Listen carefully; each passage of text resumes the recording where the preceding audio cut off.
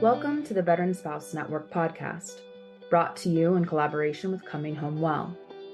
I'm your host, Hannah O'Brien, both a veteran spouse and the program manager for the Veteran Spouse Network. On each episode of our show, I will host different guests to learn more about the stories, unmet needs, and resources available to our military and veteran families. We're the show that's making space for your stories, so that here you know you're never alone. Welcome back to the Veteran Spouse Network podcast. March is Brain Injury Awareness Month, and we wanted to focus this month's episode on traumatic brain injury in our community. I'm very excited to welcome an amazing veteran spouse and mother, Janie Smith, to our podcast this month. Janie has been a leader with the Veteran Spouse Network for over 5 years now, and she's been such an amazing asset to our team and to the network of spouses and family members that she serves. I'm so excited to call her a friend and bring her on today to talk about her experience caring for a loved one with TBI. Janie, I'd love to turn it over to you for you to introduce yourself, tell us a bit more about you and your family. Well, thank you. I appreciate having the opportunity to talk on this forum, and being a part of the VSN network is just amazing. But I was first introduced really to the Army when I became a Red Cross recreation worker at Walter Reed Army Medical Center. And the first day on the job, I had to register my car on post, and I met my husband, and he asked me out, and 4.5 months later, we were married. We've been married 51 years now, and we are the parents of 3 amazing children. Our daughter, Tanya, is 50 years old now and still lives with us, and I'll explain a little bit more about her later. My oldest son, Tim, served 4 years in the Marine Corps. My youngest son, Terry, retired from the U.S. Army after 20 years of service, and he had 6 tours in Iraq and Afghanistan. And then we have 4 amazing grandchildren. I've taught preschool through high school and served active duty soldiers and their children in Germany. Since 1989, Tanya and I were given the opportunity to speak at schools regarding TBI and its after effects. Since then, I've been actively serving families dealing with TBI issues, participating in co-leading support groups. 1995 through 2010, I started 3 different businesses supporting individuals and families facing TBI and a range of disabilities. In 2011, I founded Hope Beyond Trauma, a life coaching service specializing in TBI and trauma issues. And then since 2018, I've been very happy to be a part of the Veteran Spouse Network. This curriculum and program is beyond amazing. Hannah's leadership and her team is the best I have had the honor and pleasure to work with. Your passion and dedication to serve our community of veteran spouses, family, and friends is beyond incredible. So thank you for having me.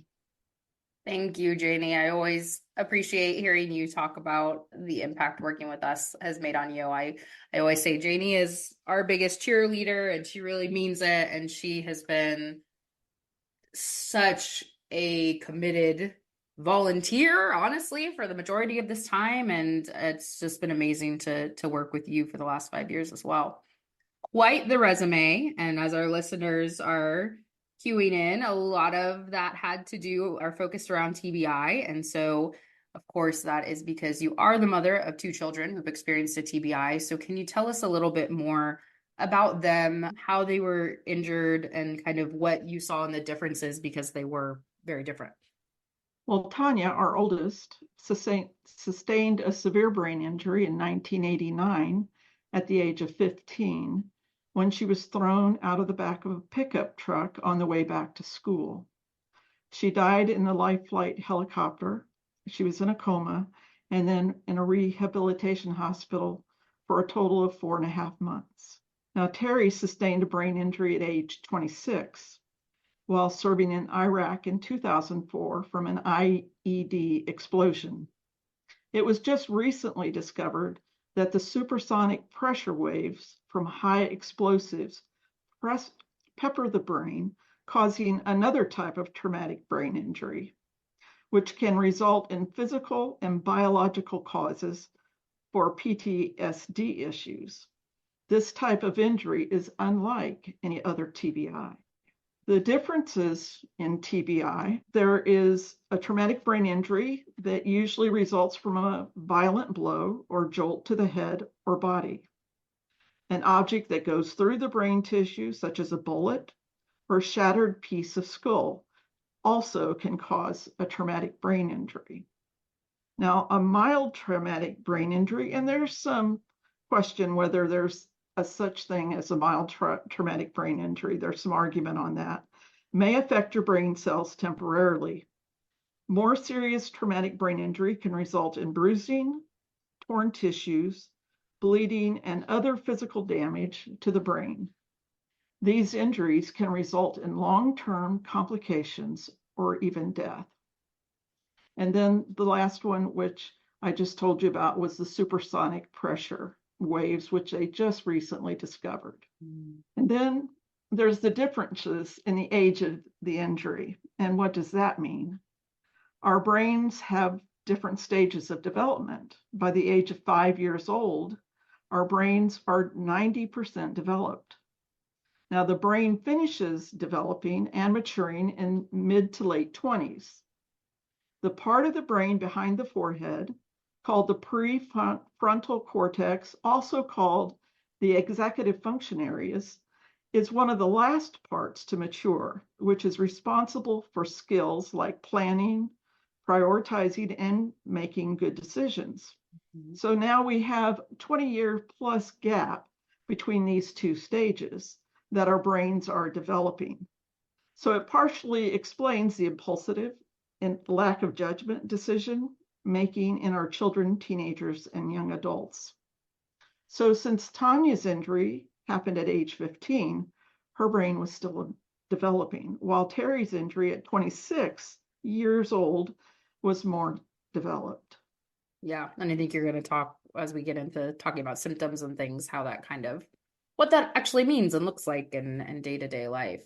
But I appreciate you really kind of giving us that breakdown, because I think when I hear you or anyone talk about TBI, I think one of the biggest takeaways is like how nuanced it is, or how many differences there can be. And there's these overarching symptoms, but just like we say with a lot of stuff, right? I could have certain symptoms from a certain type of TBI. You could have others depending on everything. So I always like to tell our listeners, right? Like there's a lot of commonality in symptoms, but there can be a vast difference depending on all those amazing like educational factors you just described to us. So I appreciate that. So you mentioned Tanya was injured in the 80s. Obviously, that was a long time ago. And so I can imagine when we're talking about really anything, but especially advances in medicine, that's a long time. There could be a lot of differences between those two injuries and what was available, how diagnosing went. So I'm curious to learn a little bit more about the differences between both of their journeys and how it was diagnosed, because I also know diagnosis in general can be kind of complicated and layered with TBI. Yeah, and TBI is the brain is probably, and it's been explained to me, one of the last frontiers in the body to be explored and understood. And we're still in the infancy stage, although we're a lot farther ahead than we were in 89 or even back in the 70s and before that. So Tanya's TBI was apparent from the start. She was seriously injured being ejected out of the back of a pickup truck. However, her TBI did not show on a CT scan, and that was the latest diagnostic tool at that time. Even though Tanya's TBI diagnosis was apparent, it was 25 years later in 2014 that we actually saw her brain on an MRI scan. Wow. Now, Terry's TBI diagnosis took some time, and it took a lot of advocacy, due diligence, and research on his wife's part and our family's part. In his case, Terry was diagnosed with PTSD well before the TBI diagnosis was granted. And by the way, this is very common with other soldiers as well as civilians. A lot of people have to fight for this diagnosis. And for this reason, a lot of people don't know they have a TBI because symptoms can be delayed. They just know they are not functioning at the same level before their injury. There's been people treated and released many times out of the ER or never even went to the ER that have more problems and issues than Tanya does or Terry does. So it's crazy on the diagnosis and how many people are actually walking around with TBI that have no clue.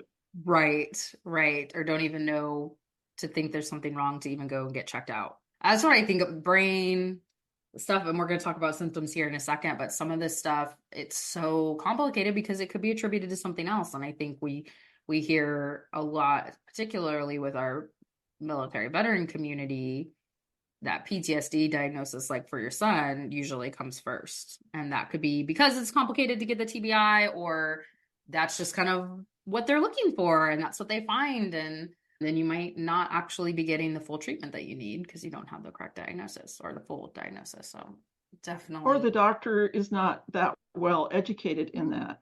Mm-hmm. And so there's so many reasons. Yes.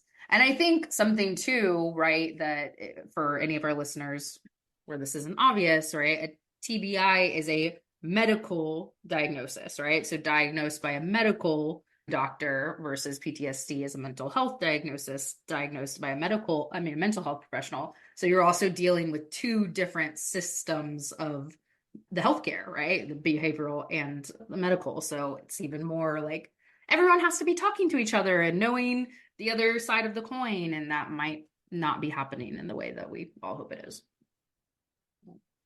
So, symptoms. We've alluded to, we're going to talk about symptoms, but I know there's a lot of crossover for some of the things that our community deals with.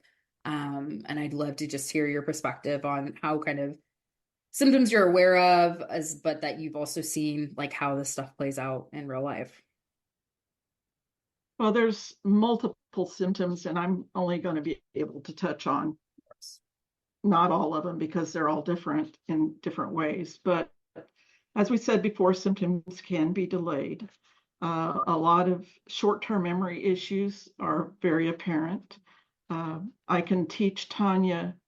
We took her back to school, and I worked with her at home and teach her a skill and think she had it. The next day, she had no clue what we talked about. It was totally lost. We had a homeschool teacher that came home to our house, and she would teach her skills one day. The next day, she didn't have a clue. So you were starting over all over again, all the time. Sometimes they have no long-term memory, and this was the case with Tanya initially, that she didn't remember who we were as a family for the first month after her injury, maybe even 2 months. I've kind of lost track of time on that. But we would go into the hospital room, in the trauma unit or hospital room or rehab, and we'd have to introduce ourselves every day. Now, we knew she knew our voices because there was a pulse rate that changed. So the nurses knew that. But cognitively, she did not know who we were. So every day I would go in and say, I'm your mother. We live at such and such address. We have a dog. You have 2 brothers, your dad. And that was a constant everyday thing, and sometimes several times a day. Yeah. And I came to the point that several months after her injury that I just had to come to accept the fact that she may never remember us. Yeah, and that's part of the injury sometimes. Sometimes that happens. And so I was really depressed, walked into the rehab hospital one day, and she was sitting in her wheelchair. And I walked around the corner saying, okay, I'm all right. Just introduce yourself. It's going to be okay. And this is just the way it is. And she looked up at me and said, Mom. Mm-hmm. Now, you talk about the tears flowing. And that was D-Day that I will never forget. It was amazing. So we were fortunate that she did retain and regain that memory. But it was hard not having your daughter know who you were. And then they have struggles so hard to learn new things, which we talked about. If they forget it, they feel stupid. Tanya was very bright in school. You teach her one thing one day, the next day she had it, or that day she had it. I didn't have to repeat things to her. So they feel stupid. They thought, well, I knew that before. You didn't have to go over it before. And when they become aware of that, then they feel stupid. I've heard so many people with brain injury say, I'm stupid, I'm stupid. No, they're not stupid. They just can't access the information because of the injury. But that's the way they feel. They have to work 1,000 times harder than everyone else to get to information. And they have to get to it over and over and over again. So that causes being tired. Their brain is working so hard. They may not have any self-awareness. When they do become self-aware, again, they feel stupid. Temper outbursts were huge. We never knew when Tanya was going to lose her cool, when she had to do things in her time frame. If she remembered that she was supposed to vacuum the floor, then she'd vacuum the floor. It didn't matter we were watching TV and we were in the middle of a show or something. She had to go there, vacuum the floor, and had to do it now. And the reason for that was she was afraid she was going to forget that she had to do it.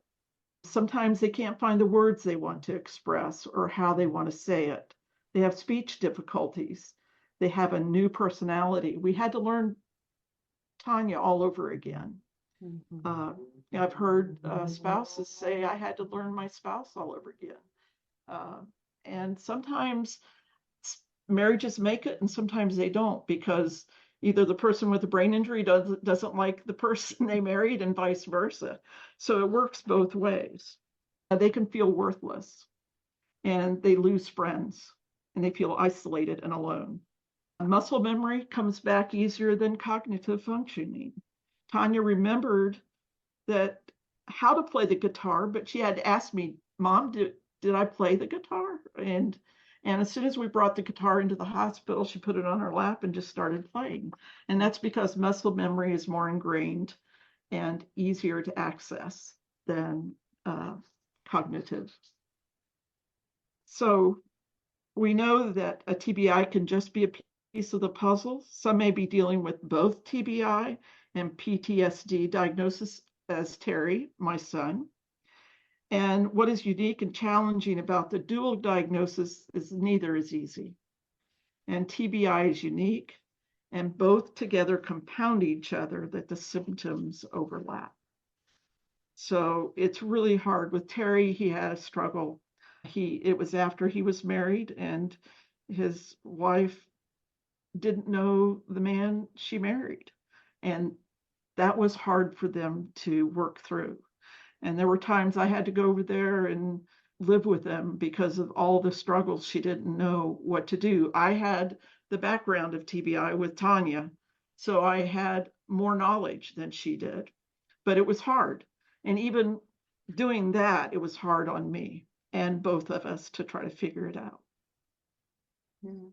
Yeah. So, I mean, and as Jamie alluded, right, we're not even covering the whole gamut of symptoms, and that was still a ton.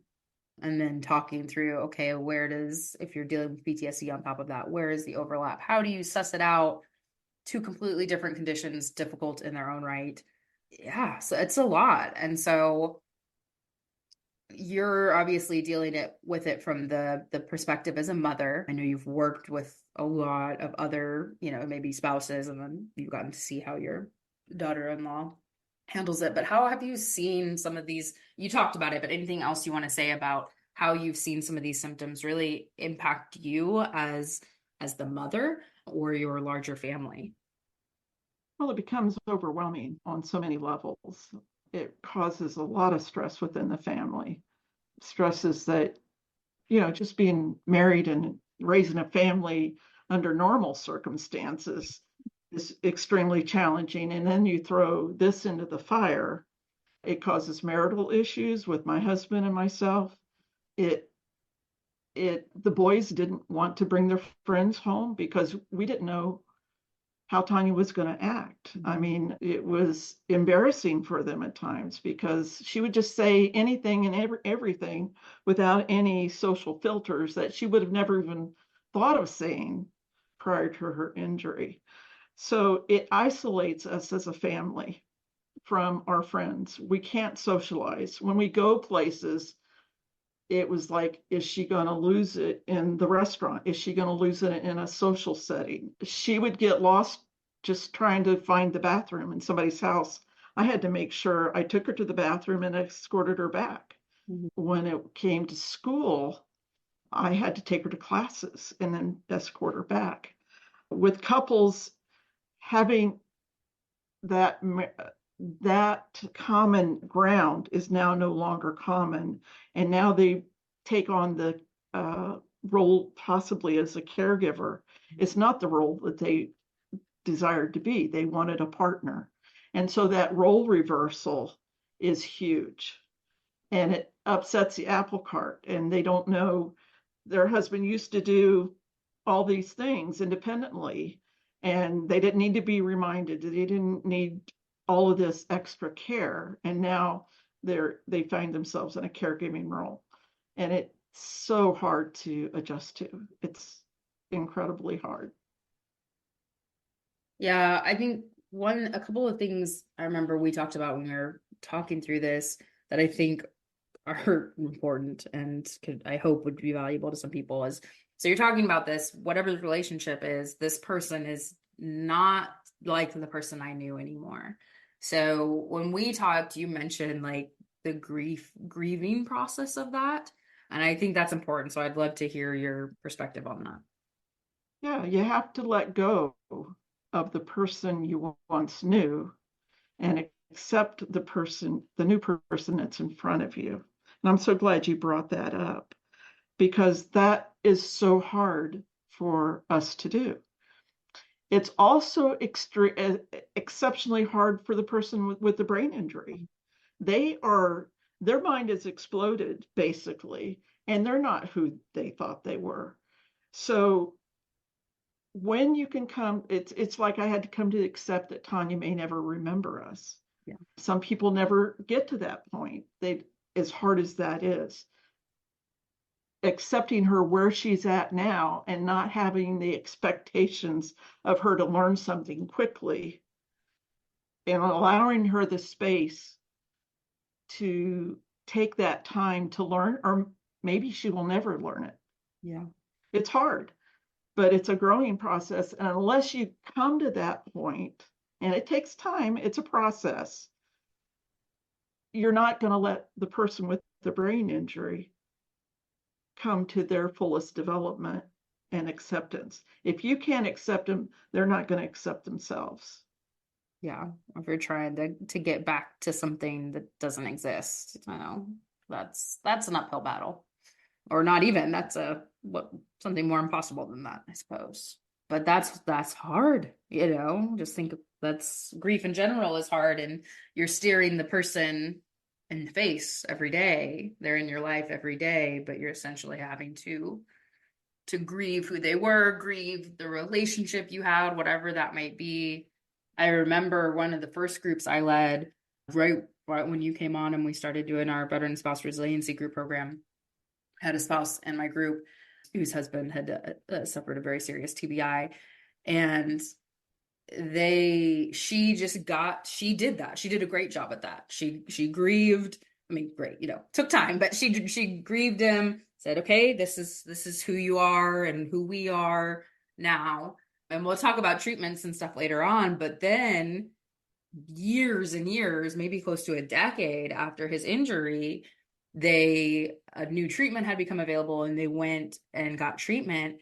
And she said he almost 180'd back to who he was. And she said that was almost harder to adjust. Like she was like, I had already done the work to grieve you and accept that you were a new person and we were going to have a new relationship. And it's been a decade and now now I have to do it again, essentially. So even though that's what you want, right? In theory, that's what you want. And it was just as hard. So I really appreciate you saying that, because I think sometimes when you are looking that person in the face, you don't think about it, the grieving process, in the same way that you would if it were like a death. Yeah, I had this one gal that had to keep a picture of her boyfriend on her dresser just so that when he knocked on the door, she would know who he was. I mean, that's how fleeting that memory could be. And he was somebody very special to her. So, but he came to accept that. But I can't imagine, I haven't talked to a spouse that had that issue. Right. So that's interesting. That's an interesting, but it makes sense. Yeah. I know I'm sitting here like, wow, that man is incredible. Like, like I truly can't imagine, but I think so many of the family members, and I mean, we can't imagine, and it happens, and you figure out what that looks like and what you can handle. And you get some of the pieces. I mean, some of her pieces have come back. That was typically Tanya. She has a great sense of humor. Terry as well. But there's other issues that Lauren, his wife, has to deal with on a daily basis that I'm not always aware of because we're not in their life every day. But I am acutely aware of Tanya's issues because she lives with us. Yeah, you're that caregiver. Yeah, and I think every relationship is different too, whether it's even mother to mother versus spouse to spouse. It could be very different. I took us a million different places. Is there anything else you want to say about how it affected you as a mother, or your family dynamic, or through watching your son and daughter-in-law or other couples that you've worked with, what can be unique to the partner dynamic? Well, I think something that's very important to mention is they can become suicidal. It's very common because they've lost the person that they once knew themselves. And now they're having to struggle over things that were once easy. Survivors just recently said, it's like my brain exploded. And so be cognizant that they may want to end their life. And that's a frustration that Tanya lived with for many years. And my son attempted suicide 7 times. So it's hard. It's hard to see that. But I had to also, in seeing their suffering, understand why they wanted to end their life. They were miserable. Tanya was miserable. We could get her up for a few minutes of the day, and then she was right down in depression. Terry as well. He drank a lot to numb the pain from losing his friends in combat. And so they want to end their life just to get out of the pain and to get back to who they are. So after so many therapies and trying so many different ways, I had to come to the acceptance that they may choose to do that. And there wasn't anything I could do to prevent it. I did everything I knew how to do, not perfectly. We're all human, but I had to tell his wife, I had to tell Lauren, I said, if he's really bent on it, there's not really anything we can do. We just have to deal with the aftermath, which I haven't had to deal with. And that's a whole nother story. Yeah. With someone else. But I mean, I'm glad you share that, because I think it's important to hear that, because I think, I mean, it's a difficult topic, and especially difficult when it's someone you love, someone you made and raised, someone you can't imagine living without. But I think when we're talking about this topic, the way you put it is very helpful. Of like, imagine if you woke up tomorrow and you were not the person, you had been and thought you were going to be, and maybe thought there's no way I'm getting back to that. And that's painful. Yeah. So it's a betrayal. It's being betrayed by your best friend, by your lover, your spouse, by family members. It hurts you to the core. Being betrayed by your own brain not being able to trust what it's telling you. I had a survivor just recently tell me, he says, I don't trust anything my brain says. I have to verify with somebody every time. And he was injured in 1970, in the 70s. And he's now in his late 60s. And that's how many years he's been dealing with it. But he says, Janie, I can't trust my own brain. Mhm. And to me, that's the ultimate betrayal. Yeah. Because then what do you have to go on? Then you're relying on everybody else to confirm. I mean, I cannot imagine. And I think that's and if they're lying, how you Yes. you have friends that to know what's even going on, much less to like try and find some way to figure out what's going on. Like, wow, yeah. That's a really, I think, a helpful way to put it for those of us who obviously have an experience, but don't even have someone in our lives that were, have touched this, to just explain how unique it is, because it is unique from some of the other things that our community experiences. We're talking about a real injury to the brain. And you don't have support from your family and friends because they don't understand it. They haven't been through it. And so I've been consistently blamed for coddling Tanya and giving her too much rope. Well, they don't understand the brain and what's not working. And probably I have. I'm not going to say that I haven't, but there are other times that I have definitely have not. And there's also times where it looks like I'm coddling, but I will not cross her in public or in a social setting within a family because I know she's going to explode. So in order to avoid that, it looks like I'm coddling, and they don't get that.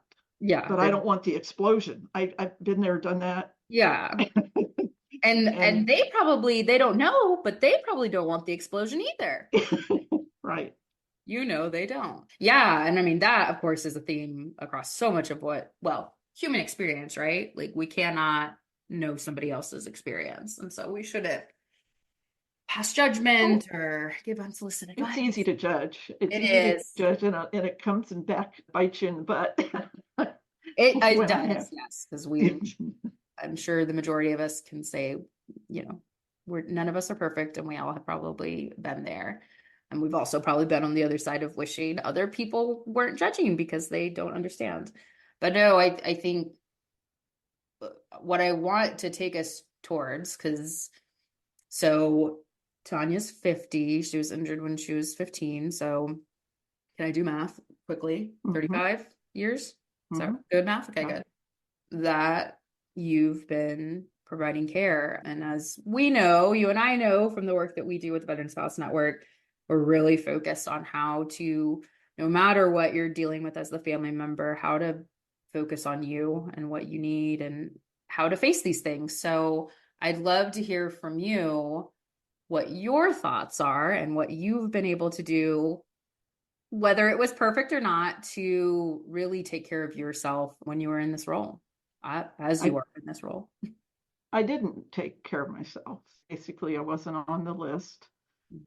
I thought the more I focused on Tanya, I could get her through the rehabilitation process faster.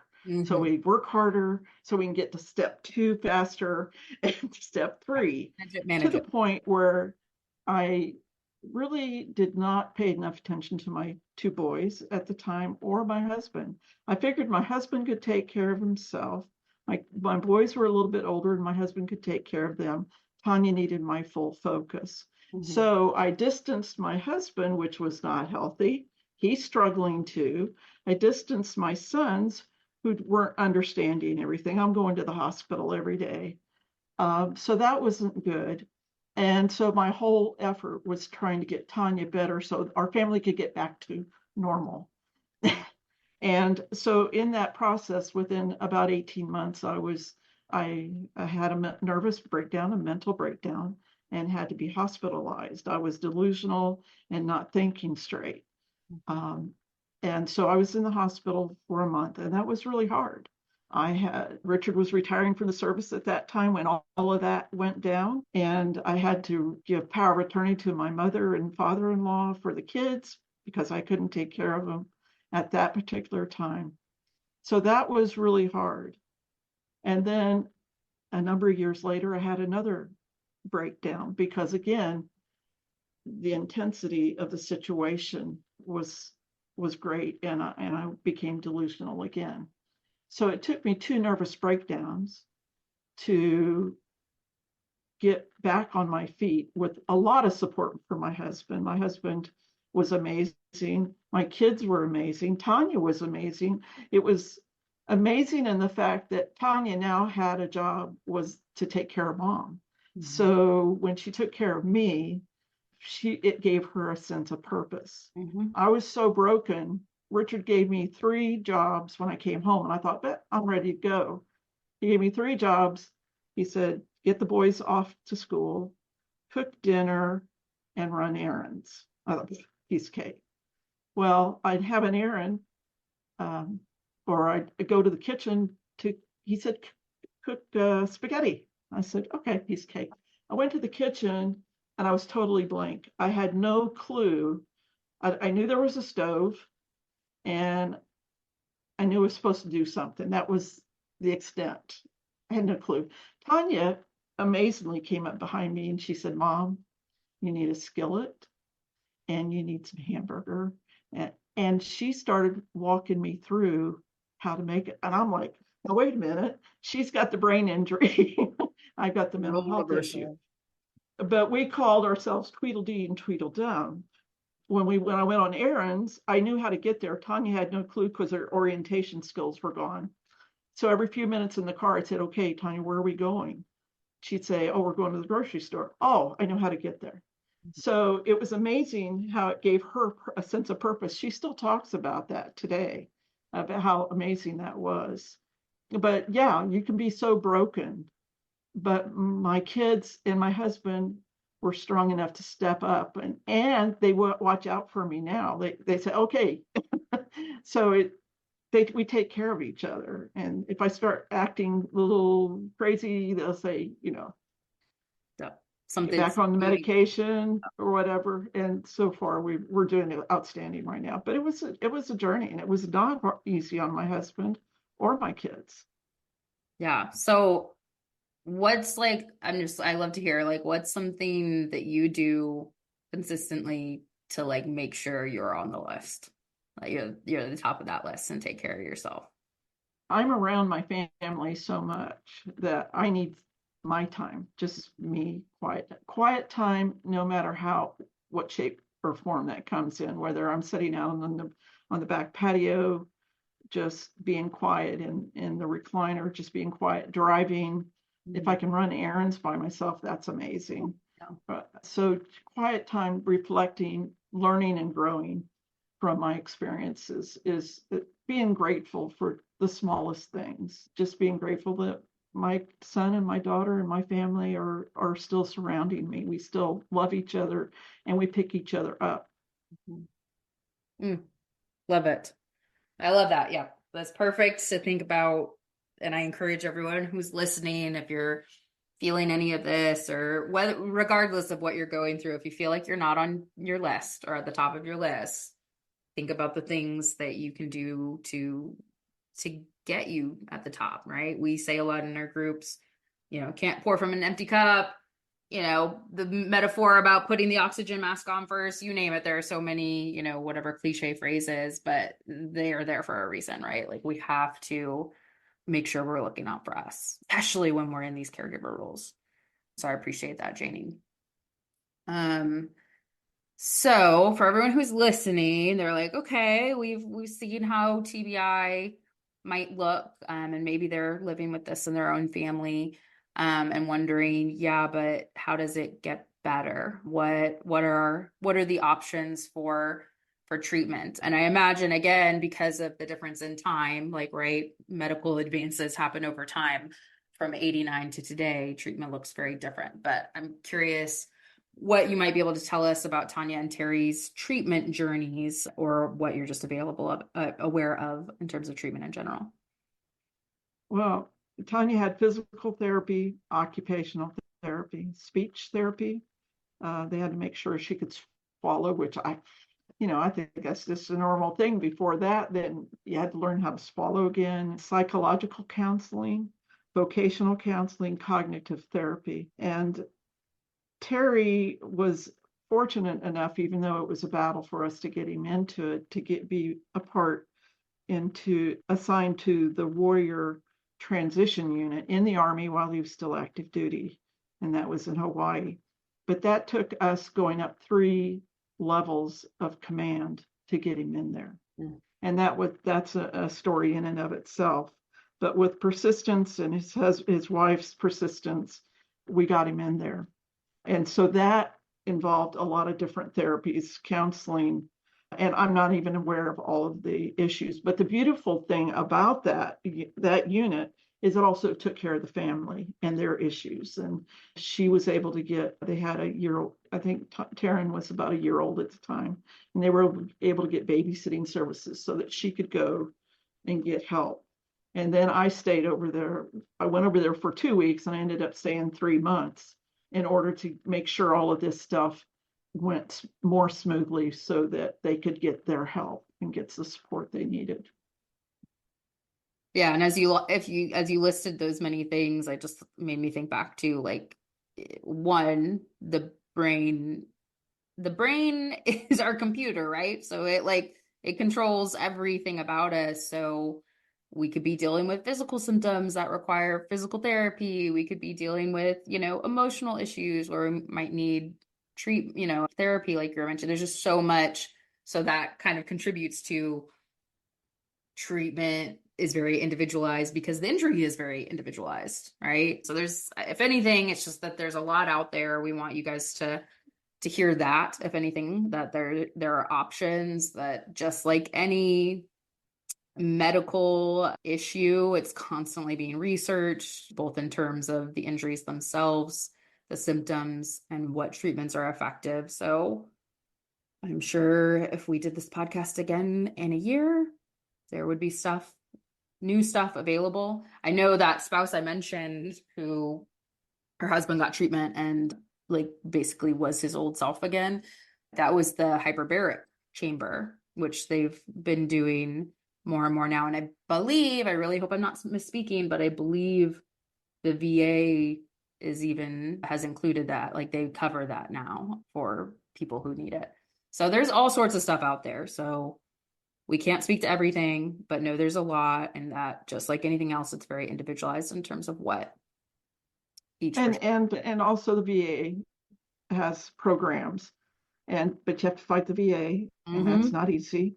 But there are private organizations. Yes. Involves money a lot of times. Maybe your insurance covers or don't cover it. So we have I've made a list of resources that you're going to make available at the end of this podcast that talks about some of these things. And it's just a starting point, and you just use it as a resource to spring load you to other things, and one thing will lead to another. And we hadn't talked necessarily specifically about this, but you really sprung into action. So if someone is like this has just happened, and they're like, feel like heads barely above water. I think I remember you saying like educating yourself, but like what is that? What can really help them get some footing? Like what would you encourage? The biggest thing is support groups, both for the person with a brain injury and the family members. And I still remember somebody coming up to us in the hospital telling us about the support group, and I was all ears, and my husband didn't want to hear about it. So everybody has different responses. My daughter's going to get better. That's my husband's thing. We're not going to need this. And I listened. And then at the rehab hospital, that's where they asked us to speak at schools, and they opened up that door. But it was educating. I went to every therapy that Tanya had at the rehab hospital, talking to the professionals. How do we how do I help her after we leave the hospital? Mhm. And watching them perform their therapies helped me in the aftermath when she finally came home. So if you have the opportunity of being in a rehab hospital, some of you don't, because you don't know you have a TBI to begin with, but education, but support groups is first and foremost. Number one, they're going to give you resources. Mhm. I went to TBI conferences, learning more, listening to the professionals and to family members about this, and being aware of depression. I was depressed after this for so long, many, many months. And I went to a TBI conference, and I heard from one of the professionals that said, if you've been in depression for more than 2 weeks, you're clinically depressed. And I wanted to stand up and say and scream, 2 weeks. Yeah. I mean, I really wanted to scream that. I'm like, I've been depressed for many months, and I couldn't get out of it. And that's what eventually the slippery slope came onto my breakdown, because I couldn't get out of it. So these TBI conferences are amazing. Being a part of the Veteran Spouse Network is a great place to start. And fortunately, we're virtual now. It's not all in Texas. Anybody connect, as long as you got a computer or phone, you can connect to our network. And Hannah, Dr. Bora, Hannah's team is amazing. I mean, what you provide to our community, I'm just thrilled to be a part of it. And I don't have to do my business anymore. I'm thrilled. You get to do all the hard stuff. I get to work with the families, and which I greatly appreciate. And my companies are no longer in existence. I think a year after I joined your group, I said, that's enough. I can do it. I can do the work. Easier way. Yeah. Well, we're so grateful to have you, and I'm glad you say peer support groups, because I think like you bring up such a good point of like, that's a way, those are for you, right, as an individual to get what you need, but they're also going to equip you with those resources, those tools to be the caregiver that you're wanting to be, while still protecting you and making sure that you're looking out for yourself and how this journey is impacting you as the loved one. So if you're listening to this and you're like, yes, I have a loved one with TBI, know that you are not alone. We have tons of other participants who that's exactly what they're dealing with. Of course, it's not going to look identical. Nothing does. But this is very much a topic that comes up in our groups and that others are dealing with, and looking for a supportive community. So don't be afraid to tap into the supportive community that is available to you. That's what we're here for. I continue to learn from this group. I mean, I certainly, even though I've been doing this for 35 years plus, you've told me some stuff today that I hadn't heard. So, and in groups, different nuances that I haven't heard, or different resources. So there's always something to learn. Yeah, absolutely. Absolutely. Yeah, never stop being open, never stop trying to learn, because never stop trying to learn, and never stop looking out for you in the journey. And this is a great place to come if you're looking for those things. That's what we exist to try to provide. Janie continues to lead with us, so you might get to interact with her as well if you come and get some support, which would be a joy. Trust me, after getting to know her for 5 years, she is a wealth of information and an amazing support. So Janie, I thank you so much for coming on and talking to us, sharing your story with the work you do with us, but more importantly with your family.